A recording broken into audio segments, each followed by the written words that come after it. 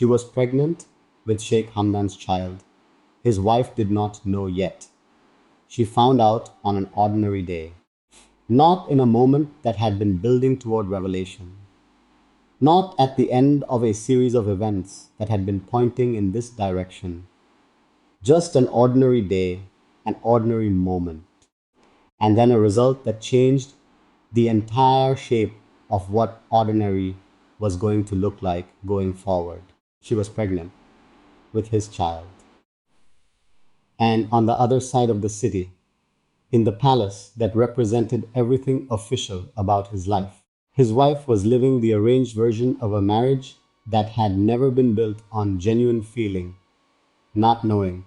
Not knowing about the pregnancy, not knowing about the private relationship that had produced it, not knowing that the life she was living alongside her husband was running parallel to a private one that had just added a new and permanent dimension to its existence.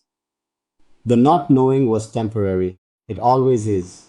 But in that specific window of time, between the finding out and the inevitable moment, when everything hidden eventually surfaces, she was carrying something that was going to change multiple lives, including one that had no idea the change was coming.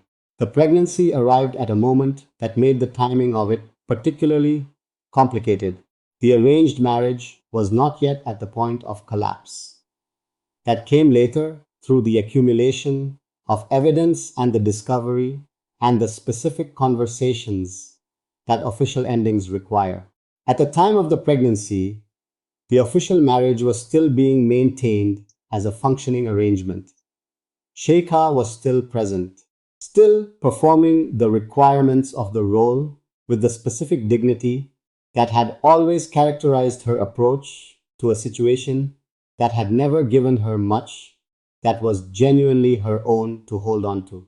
The surface was intact, and underneath it, in the private world that had been running parallel to the official one, since before the official one had begun, a child was beginning. Hamdan knew. He knew before most of the other things in the story that he would eventually have to reckon with became as clear as they were going to become. She told him in the way that things are told in a private relationship that has no official channel, directly, honestly, without the management and the staging that official announcements require.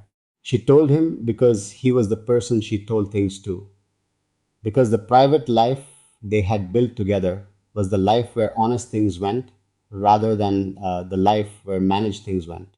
And he received it the way he received everything that arrived in the private channel, with the full weight of the thing itself, without the buffer of the official story to soften the impact or redirect its implications into something more manageable. He felt it. That is the word that the people who know this chapter of the stories use when they describe his response to learning about the pregnancy. Not the institutional response, not the calculation of what it meant for the official story and how it was going to have to be managed.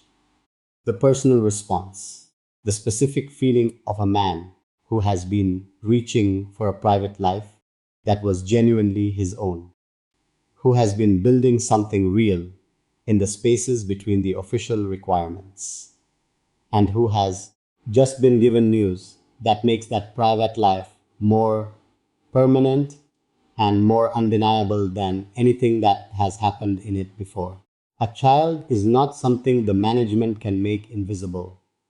A child is a fact, a living, growing, permanent fact that exists in the world independently of what any palace decides to acknowledge or decline to acknowledge about it.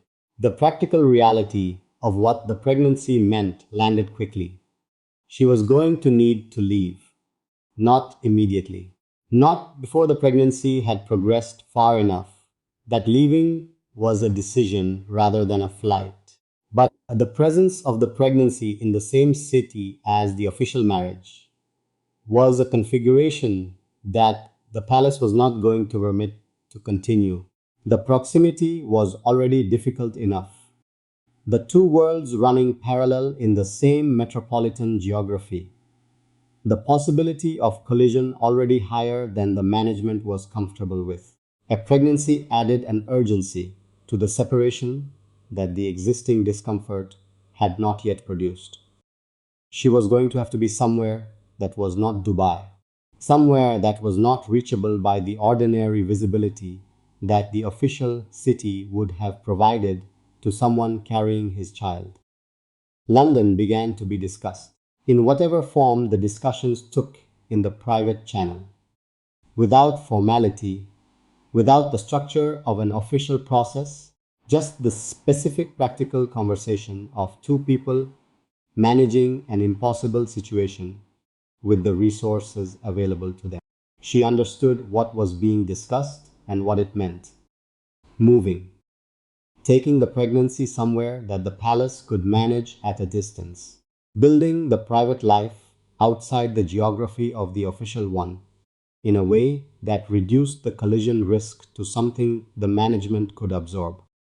She understood all of it, and she agreed to it with the specific dignity that she had always brought to the terms of a situation that she had entered with her eyes open, and that had now produced something neither of them had the power to undo. Sheikha did not know yet. That window between the finding out and the not yet knowing is the specific space this story occupies. A window that closed eventually in the way that all such windows close, through the specific combination of discovered details and unavoidable evidence and the conversations that the evidence eventually produced.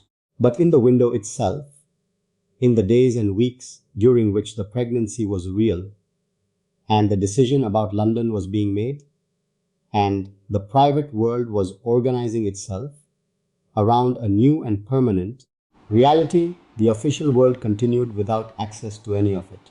She continued her daily life with the knowledge of what she was carrying. He continued the official performance with the knowledge of what he was managing.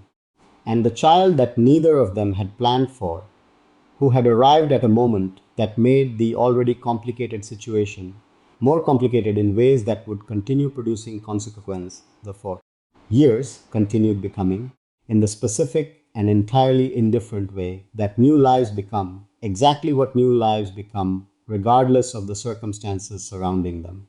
The pregnancy changed things before it produced anything visible, changed the urgency of the separation between the two worlds, changed the timeline of the decisions that had been driving without resolution, changed the calculation that both Hamdan and the palace were making about how the private life was going to have to be configured going forward.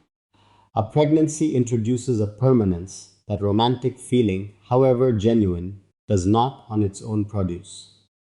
The feeling can be managed, the child cannot. She was pregnant. His wife did not know yet. And in the specific silence of that window, between the private knowledge and the public reckoning that was coming, the shape of everything that was going to follow was already being determined. Subscribe to this channel and hit the bell. Every week I bring you the real story of Sheikh Hamdan, the pregnancies that changed everything, the windows of not knowing, and the truth about how the permanent things arrive in lives that were already complicated before they arrive.